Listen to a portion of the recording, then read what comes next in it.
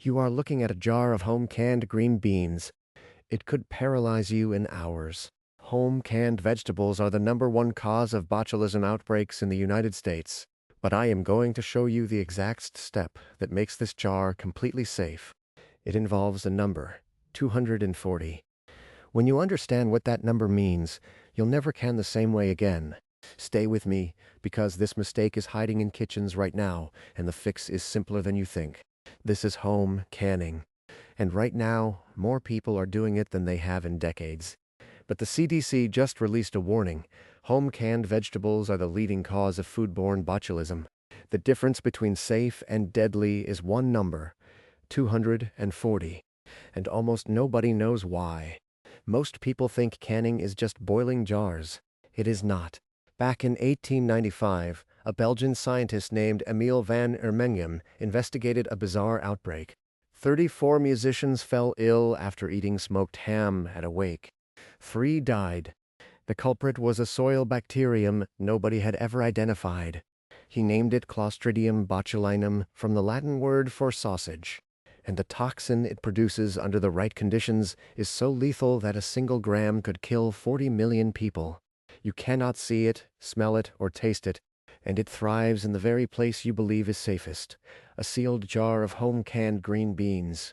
Here is what happens. Low-acid foods, vegetables, meats, soups have a pH above 4.6. That means they lack the natural acid that stops botulinum spores from germinating. The spores survive ordinary boiling water at 212 degrees Fahrenheit. They sit dormant in your jar, waiting. If you eat that food, the toxin attacks your nerves. Double vision, difficulty swallowing, paralysis that moves from your shoulders down. 1 in 10 who get it die, even with modern medical care. The only way to kill the spore is heat, 240 degrees Fahrenheit. That number is not optional. It is the difference between food and a weapon, and you cannot reach it in an open pot of water, no matter how hard it boils. The pressure canner was invented in the late 1800s to force water hotter than its normal boiling point. Under 10 pounds of pressure, steam reaches 240. But for decades, home cooks ignored it. Water bath canning was simpler, cheaper, and it looked safe. In 1974, the USDA gathered all known science into the Complete Guide to Home Canning.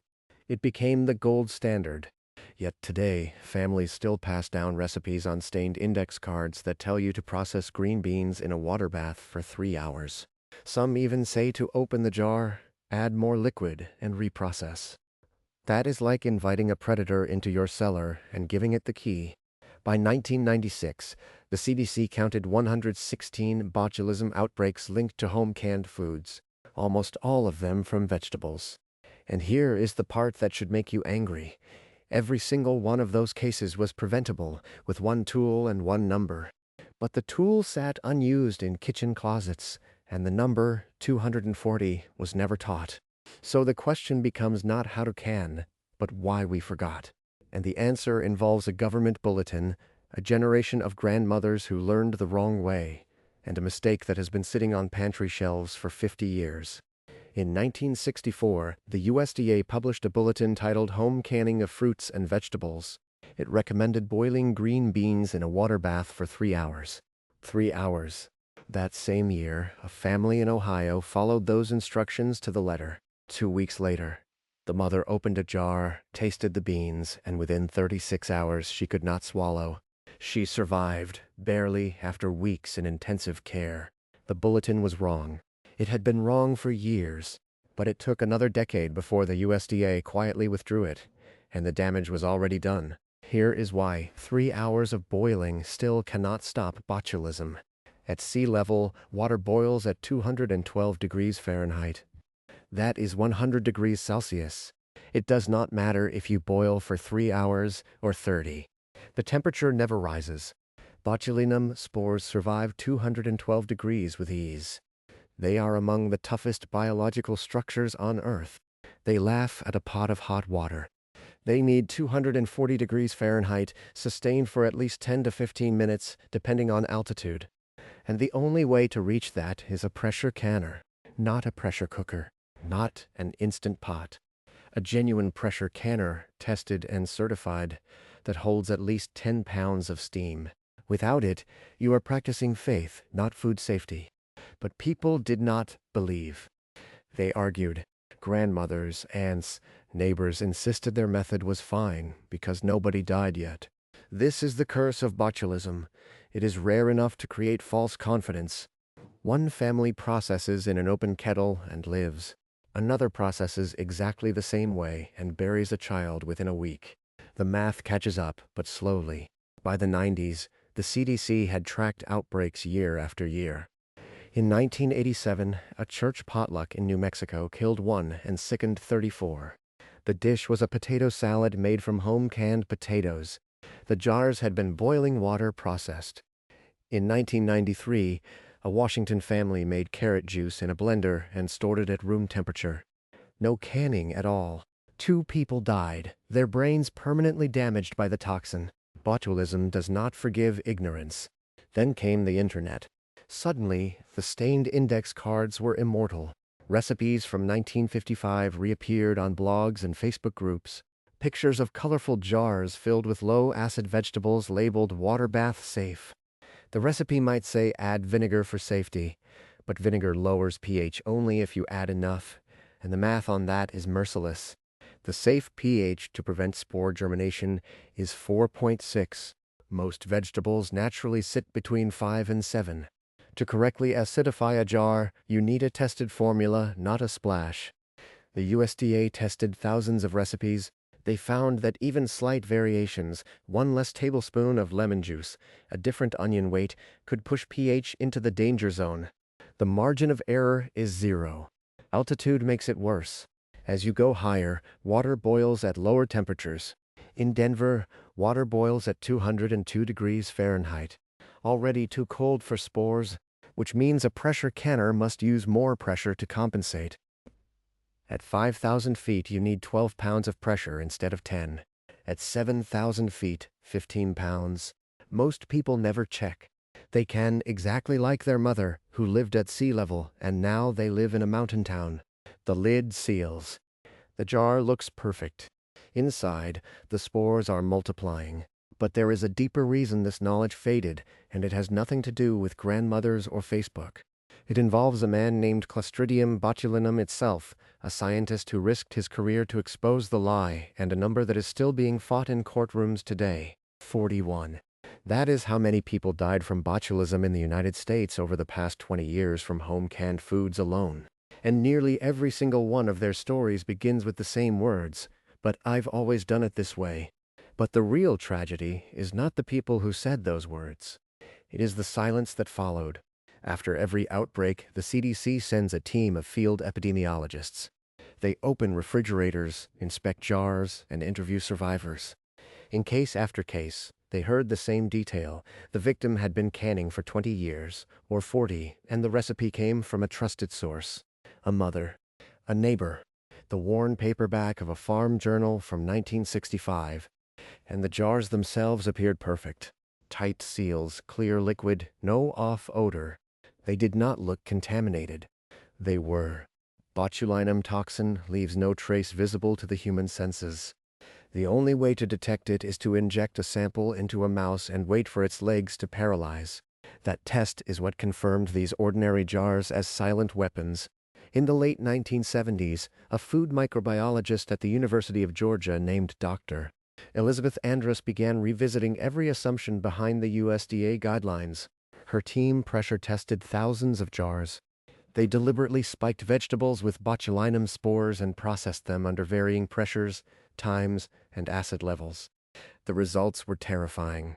Even 1 degree below 240 Fahrenheit allowed spores to survive. A single missed minute of processing time could mean the difference between safe green beans and a jar that would kill within a week of opening.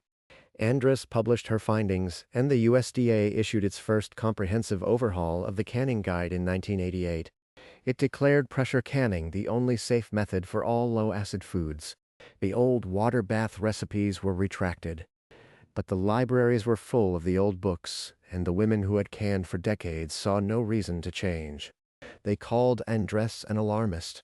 They wrote letters to agricultural extension agents accusing the government of fearmongering.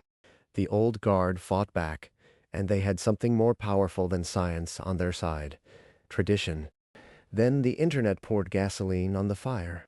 At this moment, a website called Mama's Pantry Secrets has a recipe for water bath canned green beans with a single tablespoon of lemon juice per quart. It has been shared 42,000 times. I checked the pH. It would need 12 times that amount of lemon juice to safely drop below 4.6. The recipe is not just wrong, it is lethal. And here is the part that nobody discusses. When a new canner searches how to can green beans, Mama's Pantry Secrets appears on the first page of results. The USDA Complete Guide appears on the third. Between them is a minefield of equally dangerous advice, much of it packaged in aspirational photos of rustic pantries. The algorithms reward engagement, not accuracy. So the bad information floats to the top, and the science sinks. This year, an estimated 12 million American households canned food at home. That is a 40% increase from just 5 years ago. The CDC has not yet released data on how many of those new canners are using pressure canners, but extension agents in Ohio and Pennsylvania told me they are fielding calls from first-timers who admit they bought a water bath canner, thinking it would work for everything. Some say they already canned 50 quarts of green beans and it is sitting in the basement.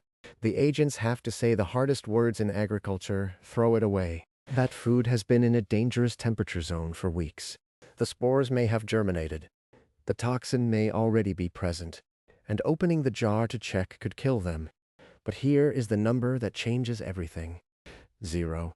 That is how many people have ever contracted botulism from home canned food processed in a properly tested pressure canner, following a USDA-tested recipe.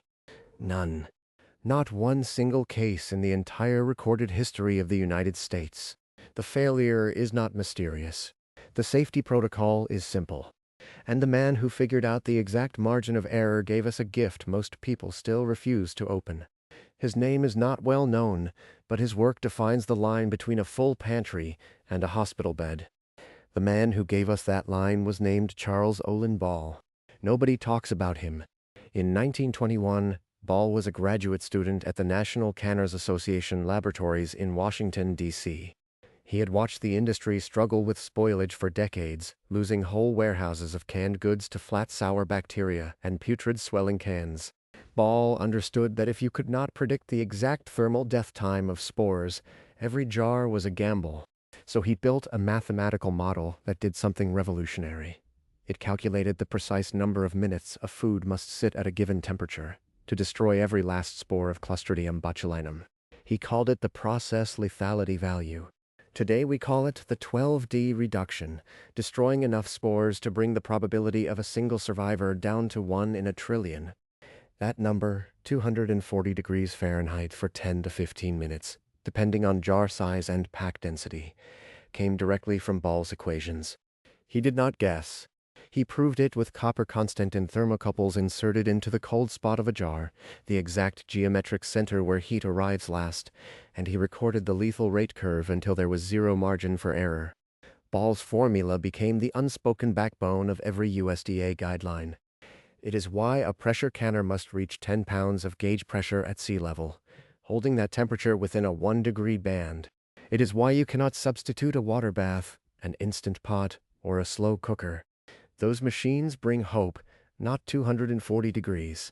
Ball's work assigned a number to safety, and for 100 years that number has not changed because the biology has not changed. The spore does not evolve faster than physics. What changed was our willingness to listen. Let me give you the exact sequence. You start with a pressure canner that has a dial gauge you tested this year at your county extension office. They do it for free in most states. You load clean jars with a tested recipe from the USDA Complete Guide or the National Center for Home Food Preservation. Only those sources. You leave proper headspace because expansion during processing can break a seal and invite contamination afterward.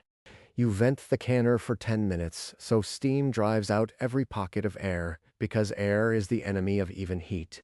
You bring it to the correct pressure for your altitude. You start the timer, and you do not walk away.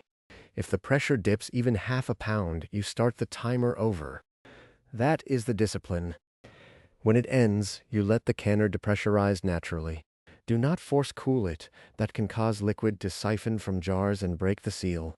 You lift the jars straight up, do not tilt, and set them on a towel where they will not be touched for 12 to 24 hours.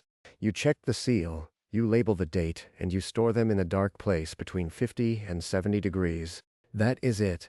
And here is the detail Ball would have wanted you to know. The botulinum toxin itself is fragile. If you ever doubt a jar, boil its contents for 10 minutes before tasting. That destroys the toxin. But the spores survive boiling, so never store food you boiled and then left on the counter. This one piece of information dissolves a century of fear. Properly pressure-canned food has never caused a single case of botulism. The old water bath methods did. The untested recipes did. The false confidence did. The jar sitting on your grandmother's shelf right now might be a relic of bad science, and it does not care that you loved her. I want to leave you with one image. A pressure gauge needle resting on 10 pounds. That needle is Ball's math. It is 100 years of microbiology reduced to a single moving part. And if you are willing to trust that number, you can fill a pantry with food that will outlast any crisis without ever once gambling your life on a recipe that might be wrong. But there is one more thing you need to know, and it involves a mistake that still catches experienced canners every single season, causing jars to seal perfectly while hiding a danger nobody checks for. But here is the truth. That mistake, the one experienced canners miss, is almost never about the big things. It is about a ring left on the jar in storage, hiding a failed seal. It is about a tiny chip in the rim you did not see. And that is the point. The entire difference between safe food and a hospital bill comes down to attention. Not fear, not luck. Attention. Charles Ball gave us the math. The USDA gave us the methods. The rest is up to you. If you want the exact checklist I use, the step-by-step for pressure canning vegetables, how to test your gauge, the storage rules nobody tells you, I put it all in one place.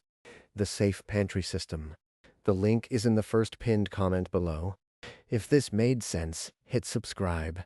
In the next video, I am going to show you the one vegetable that more people mess up than any other, and it is probably sitting on your counter right now.